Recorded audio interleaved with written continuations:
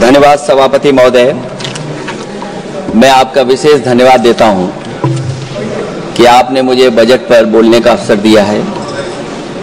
मैं अपने सभी साथी जो विपक्ष के बोले हैं उनसे अपनी बात को जोड़ते हुए मैं भी इस बजट के विरोध में खड़ा हुआ हूं। अध्यक्ष महोदय, ये बजट टारगेटेड बजट है, ये बजट फोकस्ड है। ये टारगेटेड फोकस्ड उन लोगों के लिए है जो बहुत संपन्न हैं, बड़े लोग हैं, उद्योगपति हैं, उनके लिए ये बजट बना हुआ है। और जो बात कही जा रही है कि भारत को विकसित राष्ट्र बनाने के लिए मुझे इसमें कोई रोड मैप नहीं दिखाई देता है। और रोड मैप इसलिए नहीं दिखाई देता अध्यक्ष महोदय कि जैसे ही बजट आया, सभापति महोदय, जैसे ही बजट आया हम लोगों ने वो तस्वीरें देखी हैं। वो जो तस्वीरों में दिख रहा है, इधर हाथों में हथकड़ी और पैरों में बेड़ियां, क्या सभापति महोदय 10 बजट इस देश के लिए इसलिए बनाए गए थे कि जब 11वां बजट आएगा तो पूरा देश और पूरी दुनिया ये देखेगी कि भारत के लोग हथकड़ी लगा करके और बेड़ियों को लगा करके भारत लौटाए गए। सभापति महोदय, मैं आपके माध्यम से ये बात कहना चाहता हूं कि अमेरिका जा रहे हैं तो पिछली बार हीरा लेकर के गए थे, इस बार सोने की जंजीर ले जाइएगा। जंजीर देखकर शायद उन्हें कोई और जंजीर याद आ जाए। और हो सभापति महोदय, हो सके तो कुछ बच्चे और महिलाओं को अपने साथ तो नहीं, किसी और जहाज में साथ लेते आएगा। वो जहाज भी तो भारत का ही होगा। इतना हक तो उनका बनता ही है कि कम से कम दूसरों की ठगी से शिकार कुछ लोग तो बाइज्जत देश लौट सकें। वैसे सवाल यह भी है कि आपके रहते ऐसी ठगी कैसे फल फूल रही है। और सभापति महोदय, इस ठगी से सबसे ज्यादा अगर प्रभावित कहीं के लोग हैं तो वो गुजरात के प्रभावित लोग हैं। क्या यही सभापति हमारे विकसित भारत की तस्वीर है? यादव जी, आप सीनियर मेंबर हैं। सभापति पार्लियामेंट्री वर्ड जो आप बोलते हैं थोड़ा सा सोच समझ के बोलिएगा।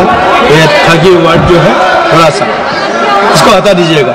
सभापति महोदय, एक दूसरी तस्वीर में हम लोगों ने देखी, महाकुंभ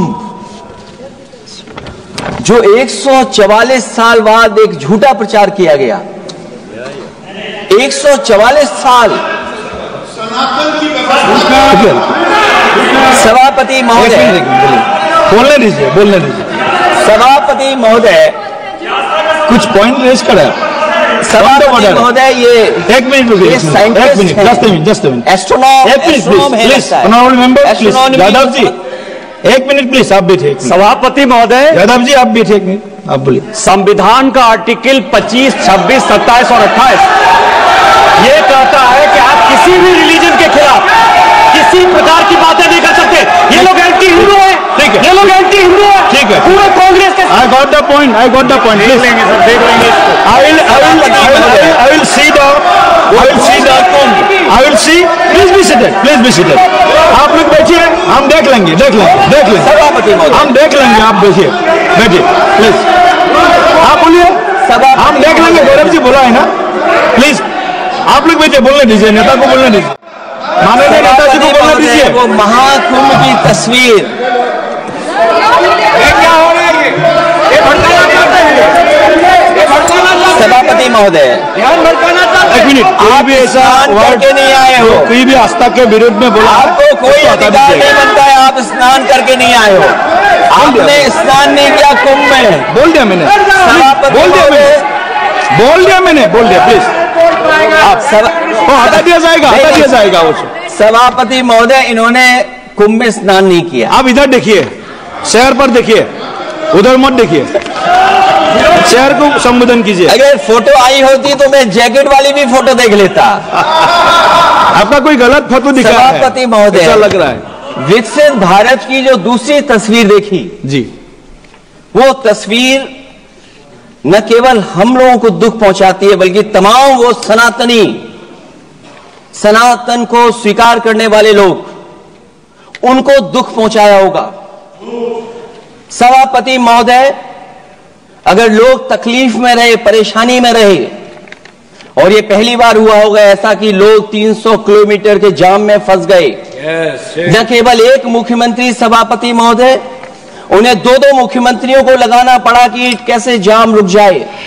सभापति, इसके साथ साथ इन्हीं के संगठन के लोगों को जब लगा कि वो व्यवस्था नहीं बना सकते, तो इतने दिनों बाद इनके संगठन के लोगों की अपील है कि भारतीय जनता पार्टी के कार्यकर्ता बाहर आए और लोगों को सुविधा दें, परेशानी दें। ये बात तब सभापति आई है जब लोग दुख, तकलीफ, परेशानी की वजह से इनके खिलाफ चिल्लाने लगे, इनके खिलाफ बोलने लगे। सभापति महोदय, मैं पूछना चाहता हूं,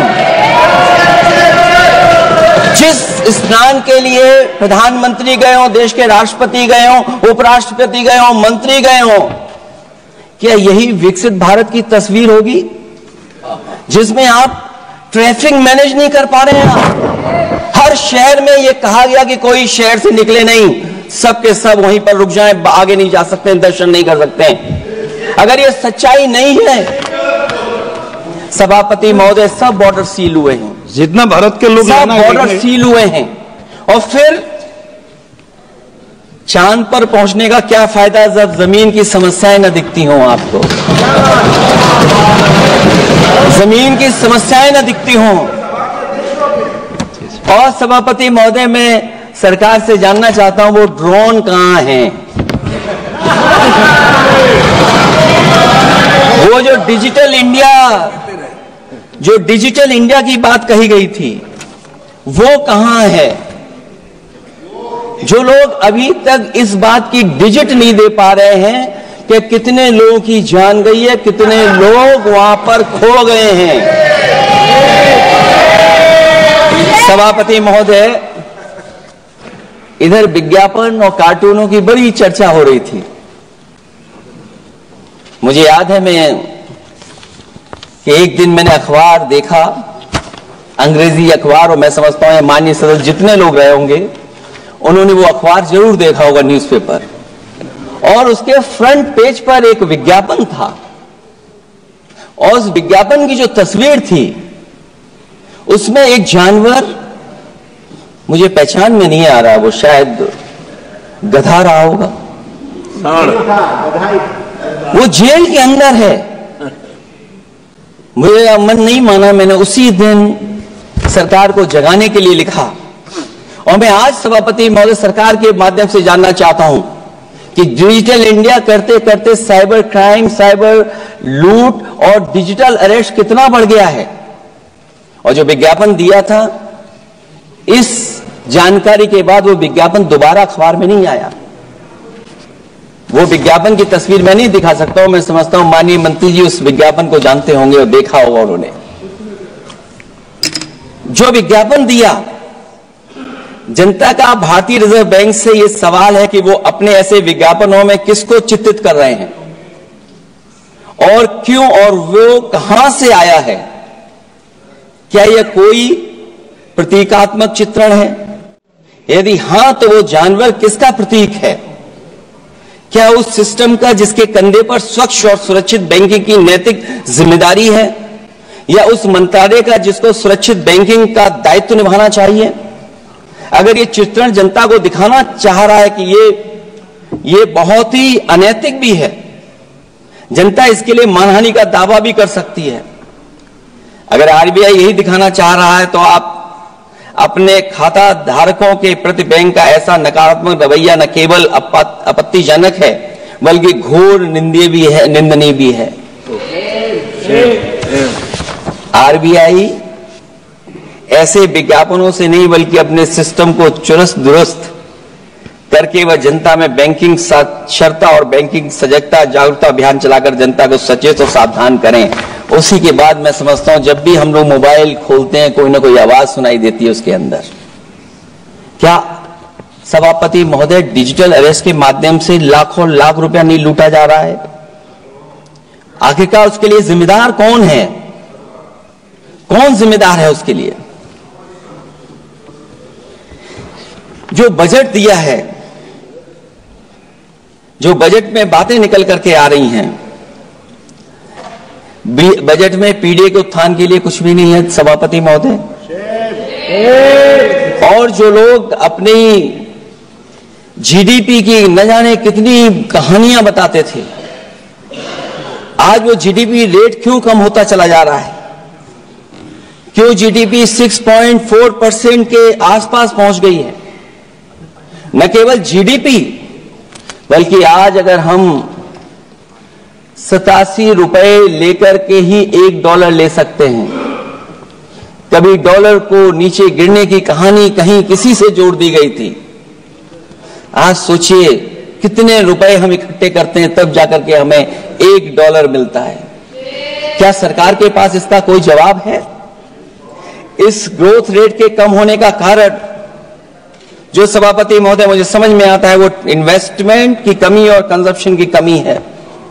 ये देश की आर्थिक विकास की स्थिति पर प्रश्न चिन्ह लगाता है। और यही नहीं सभापति महोदय, जो भेदभाव बढ़ता चला जा रहा है, जो खाई पैदा होती जा रही है, इन्हीं के आंकड़े बताते हैं कि खाई कितनी है। मुट्ठी भर लोगों के पास पूरे देश की संपदा पहुंच गई। जो ज्यादा लोग हैं वो गरीब हैं। उनके जीवन यापन के लिए 80 करोड़ लोगों को आपको राशन बांटना पड़ रहा है। क्या यही विकसित भारत की तस्वीर है? और फिर दुनिया में हम पर कैपिटा इनकम में कहां खड़े हैं? अगर हम केवल सरकार से सभापति महोदय आपके माध्यम से जानना चाहें कि जिन परिवारों को आप राशन दे रहे हैं उन परिवारों की पर कैपिटा इनकम क्या है? और अगर विकसित भारत की तस्वीर लेकर के ये सरकार चलना चाहती है तो कम से कम सरकार की सभापति महोदय जिम्मेदारी बनती है कि जो 80 करोड़ लोग राशन पा रहे हैं उनके आपकी पर कैपिटा इनकम क्या है? एक बहुत प्रिय काम सरकार का है, इतना प्रिय है कि उसका नाम बदल करके इज्जत घर कर दिया गया। मुझे याद है कि एक छत्तीसगढ़ में बुजुर्ग मां जिसने बकरी बेच करके अपना शौचालय बनाया था, और बकरी बेचने के बाद शौचालय जब बनाया तो देश के प्रधानमंत्री जी ने उनका सम्मान किया। आखिरकार सवाल यह है कि बकरी उसे क्यों बेचनी पड़ गई? इसका मतलब यह है कि आपकी जो बनाई हुई स्कीम है वो जमीन पर नहीं पहुंच रही है, उसके लिए पर्याप्त पैसा नहीं पहुंच पा रहा है। आखिरकार पैसा क्यों नहीं पहुंचा, ये तो सरकार की जिम्मेदारी है। और फिर सभापति महोदय जो शौचालय बनाए हैं उनमें पानी किसी में नहीं पहुंचता, क्या यही विकसित भारत की तस्वीर बनेगी? वैसे तो सभापति महोदय हम लोग डबल इंजन बहुत सुनते थे, और अब इस बजट में 2 इंजन और बढ़ गए हैं। सभापति महोदय ये 4 इंजन वाला है बजट। 4 इंजन। लगता तो ऐसा है कि ये एक के बाद एक इंजन खराब हो गया होगा, इसीलिए इन्हें 4 इंजन लगाने पड़े हैं। ये जनता को धोखा दे रहे हैं 4 इंजन की बात कर करके। क्योंकि जब उत्तर प्रदेश को देखते हैं तो वहां पर जो डबल इंजन की सरकार चल रही है वो डबल ब्लंडर कर रही है। उनके डबल ब्लंडर देखने को मिलने हमें। और अगर ये 4 इंजन की सरकार है, जो सबसे पहला इंजन है सभापति महोदय वो हमारे किसान और कृषि का है। 10 साल गुजरने के बाद भी और इतने बजट आने के बाद भी आज तक किसानों की आय दोगुनी नहीं हुई। या हमारे तमाम माननीय सदस्य समय समय पर अपने क्षेत्र की जो समस्या है फसल को लेकर के सवाल खड़ा करते हैं। कई किसान नेता आंदोलन कर रहे हैं, अभी भी आंदोलन चल रहा है। सभापति महोदय, इस सरकार के पास जो विकसित भारत का सपना दिखा रही है, अभी तक किसान की आय दोगुनी कैसे हो उसका कोई रोड मैप नहीं है इनके पास। अगर कोई रोड मैप रहा हो तो बता दें हमें। और फिर एमएसपी की कानूनी गारंटी, सभापति महोदय, हजारों किसानों की जान चली गई कि एमएसपी को कानूनी गारंटी मिले, लेकिन आज भी वो गारंटी नहीं मिल पा रही है। क्या यही हमारा विकसित भारत होगा जिसमें किसान को एमएसपी नहीं मिलेगी, उसकी कोई गारंटी नहीं है? जो किसान की आय दोगुनी का सपना ले रहे थे, उन्होंने स्वामीनाथन जी को भारत रत्न तो दे दिया, लेकिन उनके कही हुई बातों को अभी तक नहीं पहुंचा पा रहे हैं। जो फसलें दलहन तिलहन बढ़ावा देने के लिए जो मिशन की घोषणा की गई थी, वो क्या मिशन अभी पूरा हुआ है? क्योंकि अभी तक हम लोग तिलहन इंपोर्ट कर रहे हैं। दलहन तिलहन के बारे में पहले बजट से कहा जा रहा है, अध्यक्ष महोदय, आज भी हम लोगों को इंपोर्ट करना पड़ रहा है। और उसका परिणाम यह है कि हम अपने किसानों को जो लाभ देना चाहते हैं वो नहीं लाभ दे पा रहे हैं। प्रधानमंत्री धन धान कृषि योजना 100 पिछड़े जिलों के लिए घोषित हुई है, लेकिन इसके लिए कोई बजट नहीं दिया गया है। फल और सब्जी का उत्पादन को बढ़ावा देने के लिए भविष्य में योजना बनाई जाएगी। यही 4 इंजन की बजट है कि फल और सब्जी के लिए बाद में बजट बनाया जाएगा, बाद में बजट घोषित होगी, पॉलिसी क्या होगी वो बाद में तय होगा। कृषि क्षेत्र में रिसर्च और डेवलपमेंट के लिए अधिक धन की आवश्यकता है, शायद इस बजट में अध्यक्ष महोदय वो नहीं दिखाई दे रहा है। कृषि क्षेत्र में कार्यबल करीब 46% है, लेकिन जीडीपी में इसका योगदान केवल 18% है। किसानों की खराब आर्थिक स्थिति को दर्शाता है कि अभी हमारा किसान गरीब है। फसल बीमा योजना, मुझे याद है फसल बीमा योजना को लेकर के न जाने कितना प्रचार किया गया, लेकिन सच्चाई तो यह है कि जब क्लेम करने की बात आती है तो जो आंकड़े बताते हैं वो अभी भी 3% से ऊपर नहीं पहुंच पाए हैं। किसान के कर्ज के कारण किसान आत्महत्या कर रहा है। क्या विकसित भारत की यही तस्वीर होगी कि लाखों लाख किसान हमारा आत्महत्या कर ले? अब तो सुना है कि वो आंकड़े भी आना बंद हो गए हैं। हमें किसान के ऊपर कर्ज और कर्ज के ऊपर कर्ज नहीं बढ़ाना है। जिस तरीके से आप बड़े बड़े उद्योगपतियों का ध्यान रखते हैं कि उनका समय समय पर कर्ज माफ करते हैं, मुझे पूरा भरोसा है कि हमारे देश के किसानों का भी कर्ज माफ होना चाहिए, उनको कर्ज से मुक्ति दिलाना चाहिए। अगर क्लाइमेट चेंज की बात होगी तो सबसे पहले असर अगर किसी पे पड़ेगा तो सबसे पहले प्रभावित अगर कोई होगा तो हमारा किसान प्रभावित होगा। उसके लिए क्या आपके पास रोड मैप है? हमारे माननीय सदस्यों ने बहुतों ने कहा है जीएसटी को लेकर के न जाने क्या क्या सरकार बनाती है और जीएसटी से लगातार व्यापारियों को उलझा रही है। जब तक जीएसटी के बारे में व्यापारी समझ पाता है तब तक जीएसटी को बदल देते हैं, तरीका बदल देते हैं। अभी भी किसानों के जितने भी इक्विपमेंट हैं उनमें 18-12% जीएसटी लिया जा रहा है। कम से कम अगर विकसित भारत का सपना ये सरकार देख रही है तो सभी के सभी एग्रीकल्चर इक्विपमेंट जो हमारा किसान इस्तेमाल करता है उस पर 0 जीएसटी होनी चाहिए। मैन्युफैक्चरिंग सेक्टर को बढ़ावा देने के लिए और कई योजनाएं सरकार लाई है। भंडारण की सुविधा किसको मिल रही है? सभापति महोदय, भंडारण को लेकर के भी सरकार का कोई रोड मैप जरूर होना चाहिए। ये कैसी अर्थव्यवस्था है अध्यक्ष महोदय, जहां पर अर्थव्यवस्था को तो हम तीसरे नंबर पे पहुंचा रहे हैं, लेकिन नौकरी और रोजगार उसके पास नहीं है। ग्रोथ है, ग्रोथ बताना चाहते हैं, लेकिन रोजगार और नौकरी नहीं है। जो इनके मैन्युफैक्चरिंग के तमाम मिशन थे, नेशनल मैन्युफैक्चरिंग मिशन,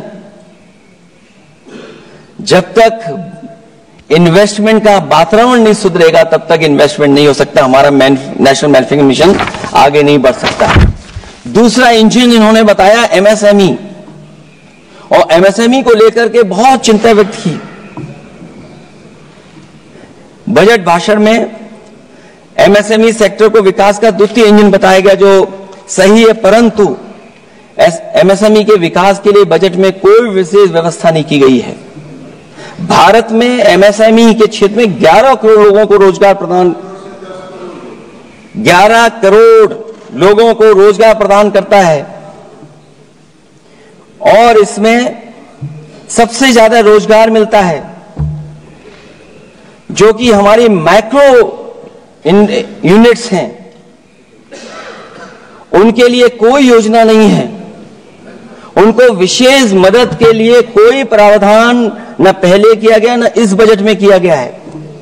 मैं केवल यूपी के बारे में कहना चाहता हूं कि यूपी में लगभग 96 लाख एमएसएमईज हैं, लेकिन केवल 14 लाख पंजीकृत हैं। पूरे देश में 6 करोड़ हैं, एमएसएमई के विपरीत केवल 1 करोड़ पंजीकृत हैं। अध्यक्ष महोदय, अगर 96 लाख एमएसएमईज हैं केवल यूपी में, 6 करोड़ पूरे देश में हैं, और पंजीकृत केवल 14 लाख और 1 करोड़ हैं, तो इसका मतलब यह है कि ज्यादातर एमएसएमई सेक्टर को सरकारी योजनाओं का कोई लाभ नहीं पहुंच पा रहा है। मुझे उम्मीद है कि एमएसएमई को लाभ पहुंचाने के लिए सरकार जागरूक होगी और अपनी डबल इंजन सरकारें जहां जहां चल रही हैं उनको जगाने का भी काम करेंगे। अध्यक्ष महोदय, एक समय ऐसा भी था जब लोग बजट के आने पर खुश होते थे, क्योंकि बजट नई उम्मीद जगाता था, देश और जनता को आगे की ओर ले जाता था। लेकिन भाजपा सरकार के बजट में न देश के विकास के लिए कुछ होता है, न जनता की तरक्की के लिए। बजट मायूसी लेकर नहीं आना चाहिए। बजट देश का आर्थिक मानचित्र होता है, वो दर्शाता है कि किस तरह पूरे देश का संतुलित, मतलब हर राज्य का बराबर विकास हो, और जो भी राज्य या क्षेत्र भौगोलिक, शैक्षिक, सामाजिक, राजनीतिक कारणों से पिछड़ गया है, उसके लिए कैसे प्रावधान किए जाएं जो वो भी मुख्य धारा से जुड़ सके। वर्तमान में बैलेंस डेवलपमेंट की नीति पिछड़ती जा रही है। मैंने कई मौकों पर कहा है, आज फिर दोहरा रहा हूं कि अध्यक्ष महोदय, सच्चा विकास वही होता है जो भेदभाव मिटाता है। अच्छा बजट किसी देश को हर दिशा में विकास का रास्ता तैयार करता है। इन्हीं अर्थों में बजट लोकतांत्रिक होता है, जो समाज के हर वर्ग के लिए लाभकारी होता है। ये सबसे आखिरी व्यक्ति को ताकत देकर के उसे आर्थिक मुख्यधारा से जोड़ता है, ये बजट होता है। और मैं तो कहूंगा अध्यक्ष महोदय, मिट जाए अमीरी गरीबी के बीच की वो सब खाई जिसमें भेदभाव और गैर बराबरी की जड़ें जमाई। बजट के अंदर उसके लिए हमेशा एक दिल धड़कना चाहिए, जो आज भी भूख के सूचकांक के आंकड़े बनाकर देश के दिखावटी विकास के सच का भंडाफोड़ कर रही है। भूख मिटे, महंगाई घटे, यही बजट का सबसे बड़ा नारा होना चाहिए। निर्बल को सबल बनाना, निराशा को आशा में बदलना ही बजट का मानवीय पहलू होना चाहिए। बजट का सबसे बड़ा सिद्धांत कमजोर के प्रति हमदर्दी होना चाहिए। बजट बनाने की सोच किसी या कुछ लोगों को लाभ पहुंचाने की नहीं होनी चाहिए, बल्कि इंसानियत के नजरिए की उसी बुनियाद होनी चाहिए। यदि बजट के आने से निर्बल सबल बनता है तो समझो बजट अपने उद्देश्यों से सफल हुआ है, नहीं तो उसे असफल ही माना जाना चाहिए। अध्यक्ष महोदय, रोटी की भूख किसानों को विश्वास में लेकर ही मिटाई जा सकती है, और मैंने पहले भी कहा, फिर दोहराता हूं उन बातों को। किसान को फसल का सही दाम दिलवाना और उसे बीज, खाद, पानी का इंतजाम करना, आवारा पशुओं से उनकी फसलों को बचाना। और ये आवारा पशुओं को अध्यक्ष महोदय मैं इसलिए कहना चाहता हूं, उत्तर प्रदेश के चुनाव में देश के प्रधानमंत्री जी आए थे, उन्होंने कहा था कि मैंने एक रोड मैप बनाया है और 2 हफ्ते मुझे लगेंगे, सरकार बनवा दीजिए, एक भी जानवर सड़क पर नहीं दिखाई देगा और किसान की जान नहीं जाएगी और न खेतों की बर्बादी होगी। लेकिन अध्यक्ष महोदय, मैं उत्तर प्रदेश के माननीय सदस्य चाहे इधर के हो उधर के हो, वो जानते होंगे कि इस तकलीफ और परेशानी से अभी भी किसान उबर नहीं पाया है और आज भी खेतों को उसे चार दीवारी या तारों से जोड़ करके चलना पड़ रहा है। फसलों को बचाना सरकार की प्राथमिकता होनी चाहिए। इस मामले में जुमलेबाजी और झूठे वादे अच्छे नहीं। आंकड़े बताते हैं कि देश में बहुत सारे ऐसे कारोबार हो रहे हैं जो कारोबार बढ़ते चले जा रहे हैं। कई उद्योगपति कई गुना कारोबार से लाभ उठा रहे हैं। कई विदेशी कंपनियां इस धंधे में अरबों कमा रही हैं, लेकिन आलू का किसान इस लाभ से वंचित है। जहां अध्यक्ष महोदय बिहार के लिए मुनक्का को लेकर के अगर वोट बढ़ाए, मैं उसका स्वागत करता हूं। मखाने को लेकर के एक कदम आगे चला गया, मैं दूसरे स्टेट में पहुंच गया अध्यक्ष महोदय। लेकिन मखाने का जो बोर्ड बनाए, लेकिन हमारे साथियों मखाने का ध्यान रखना, जिस तरीके से पॉपकॉर्न का मीठे और नमकीन में जीएसटी में हेरफेर हो गया है, कहीं आपके मखाने में भी मीठे का जीएसटी अलग हो, नमकीन का अलग हो, गुड़ वाले का अलग हो मखाने में। हाँ, कहीं वैसा ही ना करेंगे। आज किसान का आंदोलित होना सरकार की विफलता का सबसे बड़ा उदाहरण है। सरकार और किसान के बीच भरोसे के बिना भूख नहीं मिटाई जा सकती है। समय पर बीज खाद को मिलना, कृषि ऋणों को माफ होना, एमएसपी दिलवाना सरकार का दायित्व है, वो इससे बच नहीं सकती। किसानों के हिस्से में काले कानून नहीं, सतरंगी भविष्य आना चाहिए और ये सरकार काले कानून ला करके हमारे किसानों को अपमानित करना चाहती है। वहीं अध्यक्ष महोदय, हमारे मानव संसाधन के लिए स्वास्थ्य एक बड़ी चुनौती है। चिकित्सा स्वास्थ्य में सुधार होना बेहद जरूरी है।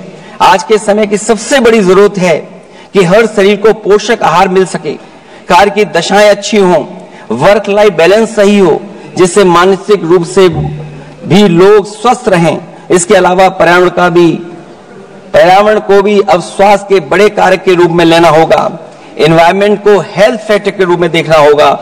हर तरह के प्रदूषण को रोकना होगा, हरियाली बढ़ानी होगी। साथ ही एक बात और अहम है और वह है हर तरफ नकारात्मकता, नफरत का प्रचार। इससे इंसान के अंदर निगेटिविटी आती है, आपस का विश्वास और सौहार्द टूटता है। इसके परिणाम स्वरूप इमोशनल सपोर्ट सिस्टम फेल होने लगता है। फेक न्यूज लोगों को मानसिक रूप से धीरे धीरे बीमार बना रही है। इसे हर हाल में रोकना होगा और अध्यक्ष महोदय, इसमें विपक्ष से ज्यादा सरकार की जिम्मेदारी है, क्योंकि कई मौकों पर हम लोग देखते हैं कि सरकार जितना अपने आप का प्रचार करना चाहती है, उससे ज्यादा दूसरों को कैसे बदनाम किया जाए उसके लिए प्रचार करती है। ये शायद सरकार की जिम्मेदारी बड़ी बनती है। इससे देश के मानव संसाधन में जो जानबूझ करके आपसी अविश्वास बढ़ाया जा रहा है और समाज में सौहार्द को भी जानबूझ करके घटाया जा रहा है, जिससे कुछ लोग अपनी सियासी रोटियां सेक सकें, इसके लिए सख्त कानून लाना चाहिए अध्यक्ष महोदय। एक तरफ सरकार लोगों को सही इलाज नहीं दे पा रही है, दूसरे जीवन और स्वास्थ्य बीमा पर भी टैक्स लग रहा है। सरकार मुनाफा कमाने के लिए नहीं बनती है, बल्कि जनता के कल्याण के लिए बनती है। ये बात कुछ लोगों को याद रखनी चाहिए। अगर आप अध्यक्ष महोदय, अगर काम है भी तो सही दाम नहीं मिल रहा है। ये बात अगर एक पढ़े लिखे युवा के लिए सही है, तो एक मजदूर के लिए भी दिन भर कमर तो मेहनत तो करता है, लेकिन उतना पैसा मजदूरी में नहीं पाता है कि अपनों का अपना पेट भर सके। आज जबकि देश की अधिकांश आबादी युवा है, ऊर्जा से भरी हुई है, कुछ करना चाहती है, ऐसे में सरकार को सिर्फ ये करना है कि वो देश के कारोबारी वातावरण और व्यावसायिक व्यवस्था का निर्माण करे, लोगों के टैलेंट को पहचाने, उसकी सच में स्किल मैपिंग करे, जिससे युवा को प्रतिभाओं के अनुसार उसको काम रोजगार मिल सके, जिससे युवाओं को देश के निर्माण में अपना योगदान करने का मौका मिले। अध्यक्ष महोदय, जब से ये सरकार बनी है, महंगाई बढ़ती चली जा रही है। महंगाई कहां पहुंच गई है सरकार को बेहतर पता है, आकलन है उनको। इसलिए अध्यक्ष महोदय, महंगाई एक ऐसी समस्या बनकर उभरी है जिसने हर कौर को भारी बना दिया है। जिस तरह सत्ता में बैठे हुए लोग राजनीतिक चंदे के नाम पर कंपनियों से उगाही कर रहे हैं, दरअसल वो भी दामों के बढ़ने का एक बहुत बड़ा कारण है। सरकार ने मुनाफाखोरी की लगाम खोल दी है और मुनाफाखोरों को छुट्टा बैल हो गए हैं। आजाद भारत के इतिहास में भी नोटबंदी और जीएसटी दो सबसे बड़े आर्थिक सुधार हैं, सुधार नहीं बल्कि सबसे बड़े आर्थिक विकार बनकर के उभरे हैं। और अध्यक्ष महोदय, मैं याद दिलाना चाहता हूं, नोटबंदी के समय पर बैंक की लाइन में एक मां लगी थी गर्भवती, जो बच्चा जन्म लिया उसका नाम हम लोगों ने खजांची रखा है। अब वो काफी बड़ा हो गया है, साइकिल भी चला लेता है। अध्यक्ष महोदय, मैं कहूंगा सरकार से कम उसको ही गोद ले लें आप। अध्यक्ष महोदय, मैं चाहूंगा कि आप उसको गोद ले लीजिए। नाम जब आप गोद ले लेंगे तो नाम भी आप अपने हिसाब से रख पाएंगे। किसी भी आर्थिक सुधार का लक्ष्य होता है कि आर्थिक गतिविधियां सुचारू रूप से चल सकें और आसान होंगे, जिससे अर्थव्यवस्था दिन दूनी रात चौगुनी तरक्की करे। लेकिन इन सुधारों के आने के बाद से अर्थव्यवस्था की गति कछुआ की चाल जैसी हो गई है, जिसकी प्रमाण है कंपनियों की ग्रोथ का काम होना, उनकी बिक्री का घट जाना, यहां तक कि फास्ट मूविंग कंज्यूमर गुड्स भी 2% से ज्यादा आगे नहीं बढ़ पा रहा है। इसका सीधा मतलब यह है कि लोगों के पास पैसों की किल्लत हो गई है और वो रोजमर्रा की जरूरत तक खर्च नहीं करना चाहते हैं। ऐसे में उनकी बचत कहां से होगी, और जब बचत नहीं होगी तो लोग क्या तो खाएंगे और क्या बाजार में लगाएंगे। लोगों में भविष्य को लेकर कितनी अनिश्चितता और चिंता है कि वो अपने जमा पैसे अपने पास ही रखना चाहते हैं। इसलिए व्यापार में बढ़ोतरी नहीं हो पा रही है, बैंकों में भारी किल्लत है, पूंजी का निर्माण नहीं हो पा रहा है और लोग निवेश के लिए आगे नहीं आ रहे हैं। और इसलिए मैं अध्यक्ष महोदय कहना चाहता हूं कि उत्तर प्रदेश सरकार ने एक बहुत बड़ा आयोजन किया था, इन्वेस्टमेंट मीट, 40 लाख करोड़ का एमओयू हुआ। मैं अध्यक्ष महोदय आपके माध्यम से जानना चाहता हूं सरकार से, अध्यक्ष महोदय मैं आपके माध्यम से सरकार से जानना चाहता हूं कि जो अपने आप को डबल इंजन की सरकार कह रहे हैं, वो उत्तर प्रदेश के इन्वेस्टमेंट के लिए क्या सहयोग कर रहे हैं। ये दुर्भाग्यपूर्ण है कि आत्मनिर्भरता की बात करते हुए भी हमारा शेयर बाजार विदेशी निवेशकों पर निर्भर करने लगा है। जब वो पैसे लगा देते हैं तो शेयर बाजार में उछाल आ जाता है, नहीं तो उसे धड़ाम होते देर नहीं लगती है और एक एक दिन में हमारे निवेशकों का लाखों करोड़ों का नुकसान हो जाता है। इसका एक बड़ा शिकार हमारी युवा पीढ़ी भी हो रही है, जो देखा देखी में पैसे तो लगा देती है लेकिन शेयर की खरीद फरोख्त से पैसा कमाने वाले बिचौलियों की गहरी चाल को समझ नहीं पाती है। ये खेल बंद होना चाहिए और जिम्मेदारी सरकार की बनती है कि खेल ये बंद हो। सेबी को अपना काम निष्पक्ष करना चाहिए और अर्थव्यवस्था की निगरानी व्यवस्था सच्ची नियत के साथ सजग और सचेत होनी चाहिए। इनसिक्योरिटी सिक्योरिटी मार्केट से बाहर होनी चाहिए। अध्यक्ष महोदय, आज जिस तरह विदेशी निवेशक धीरे धीरे भारतीय बाजार से अपना पैसा बाहर निकाल रहे हैं, वो दर्शाता है कि हमारी अर्थव्यवस्था से अब उनका भरोसा उठ गया है। उन्हें दूसरे देशों से अधिक लाभ कमाने की उम्मीद है, इसलिए वो अपना पैसा यहां से निकालकर दूसरे देशों में लगा रहे हैं और हमारा शेयर मार्केट उनकी वजह से हिचकोले खा रहा है। अध्यक्ष महोदय, मैं अपनी बात को ज्यादा बड़ा लिख दिया क्योंकि अध्यक्ष महोदय बजट 4 इंजन का था, इसलिए बड़ा लिख करके लाए। कोई बात छूटे ना, क्योंकि सरकार तक वो बात पहुंच जाए।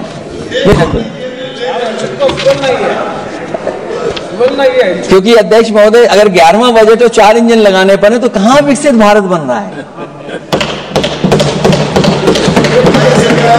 जीएसटी को भ्रष्टाचार से मुक्त करना होगा, व्यापारियों के प्रति विश्वास जताना होगा। यदि टैक्स की व्यवस्था और दर सही होगी तो सब आसानी से टैक्स भर देंगे। हाई टैक्स रेट दरअसल भ्रष्टाचार को बढ़ावा देती है, इससे राजस्व की हानि होती है। सच में लोग काम कारोबार करना चाहते हैं, कर की चोरी नहीं करना चाहते हैं। इसलिए टैक्स की रेट को तार्किक बनाना और टैक्स सिस्टम को इजी करने की से ही अर्थव्यवस्था में गति आएगी। निवेश के लिए दुनिया वापस हमारे देश की ओर देखेगी। मैं अध्यक्ष महोदय अर्थव्यवस्था के संबंध में एक गंभीर मुद्दा मैं बताना चाहता हूं। एक बहुत गंभीर मामला है पलायन का। पलायन के मामले में एक बहुत बड़ा विरोधाभास हमारी अर्थव्यवस्था के लिए चुनौती बन रहा है।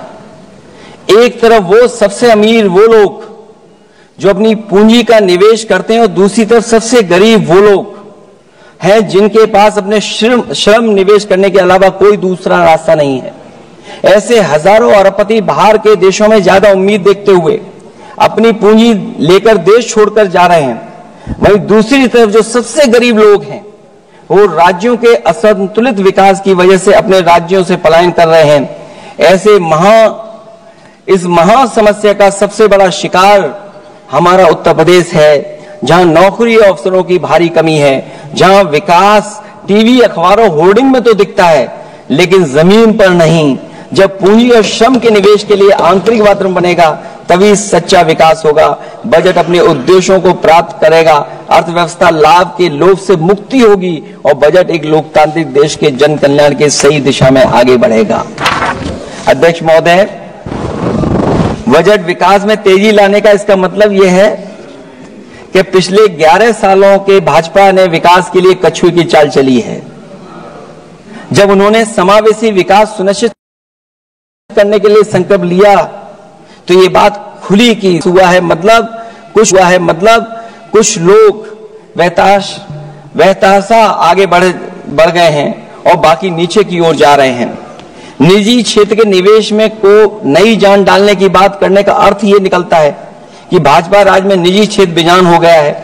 नोटबंदी और जीएसटी के लिए सुधार नहीं विकास साबित हुआ। अध्यक्ष महोदय, परिवारों के मनोभाव में उल्लास भरने की बात करने को स्वीकार कर रही हैं, लोगों को मुस्कुराना बंद कर दिया है। अच्छे दिन न इनके राज में आए हैं और न आएंगे आने वाले समय में भी। भारत के बढ़ते मध्यम मार्ग को खर्च करने की शक्ति को बढ़ाने की बात तो मतलब है कि मध्यम वर्ग के हाथ खाली हैं। आज आप आयकर की बात कर रहे हैं। हम लोगों ने बहुत पहले इस बात की मांग की थी।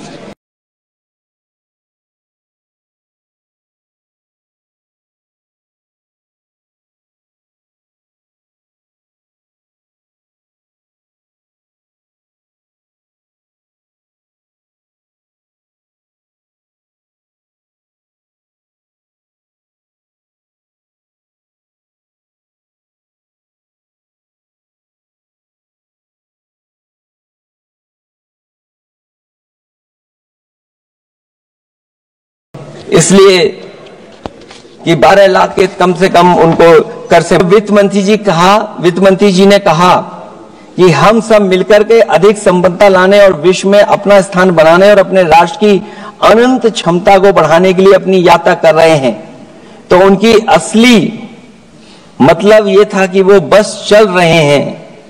ये यात्रा निरर्थक है। अगर 11 साल बाद भी मंजिल का अता पता नहीं है तो ये यात्रा कौन सी? अध्यक्ष महोदय, जब आपने कहा कि हमारे सामने प्रतिकूल भू राजनीतिक परिस्थितियां हैं तो अध्यक्ष महोदय ये बताए सरकार कि आपने उन्हीं प्रतिकूलों को क्यों होने दिया, प्रतिकूल परिस्थितियों को क्यों बनने दिया? हमारे संबंध पड़ोसियों से क्यों खराब हुए? हमारी सीमाएं क्यों असुरक्षित हुई? हम क्यों अपनी बात अंतर्राष्ट्रीय पटल पर रखने में कामयाब नहीं हुए हैं? जब आपने कहा कि हमारी अर्थव्यवस्था सभी प्रमुख वैश्विक अर्थव्यवस्थाओं के बीच सबसे तेजी से बढ़ने वाली अर्थव्यवस्था है, तो आप ये क्यों भूल गए कि हमारा रुपया उनके शासनकाल में सबसे निचले स्तर पर पहुंच गया है? सबका विकास का आपका नारा सबका विनाश में कैसे बदल गया है?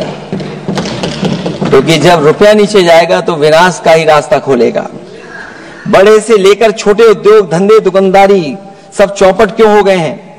मेक इन इंडिया, मुद्रा योजना, स्किल इंडिया, ये सब नाकामी की किताब के चैप्टर कैसे बन गए? वहां सवाल ये कि कैसे व्यापार कारोबार केवल कुछ लोगों के हाथ में ही सिमट गया और बाकी सबका काम धाम क्यों मिट गया? अध्यक्ष महोदय, हम भी मानते हैं कि कोई देश केवल उसकी मिट्टी से नहीं है बल्कि देश उसके लोगों से है। लेकिन आप लोग ये बात सिर्फ कहते हैं, करते नहीं हैं। जनता आपके लिए बस नारे का विषय है। आप कहती हैं कि हमारे लिए विकसित भारत में शामिल हैं गरीबी से मुक्ति, 100% अच्छे स्तर की स्कूली शिक्षा, बेहतरीन सस्ती और सर्वसुलभ स्वास्थ्य सेवाओं तक पहुंच, 100% कुशल कामगार के साथ सार्थक रोजगार, आर्थिक गतिविधियों से 70% महिलाएं और देश को food basket of the world बनाने वाले किसान, अगर ये आपका लक्ष्य है, पर क्या आपके राज्य में अमीरी गरीबी की खाई नहीं बढ़ी? भूख के इंडेक्स में हम कहां जा पहुंचे हैं? स्कूली शिक्षा का बजट कम नहीं हुआ, स्वास्थ्य सेवाएं महंगी नहीं हुई, यहां तक कि अपने स्वास्थ्य बीमा पर भी टैक्स लगा दिया है। आपने योग्य लोगों को बेरोजगारी के अंधेरे में धकेला और आपके बड़े बड़े नेताओं ने तो यहां तक कह दिया कि कमी नौकरी की नहीं है, योग्यता की है। अपनी युवा पीढ़ी को हताश निराश करने का पाप आप लोगों ने किया है।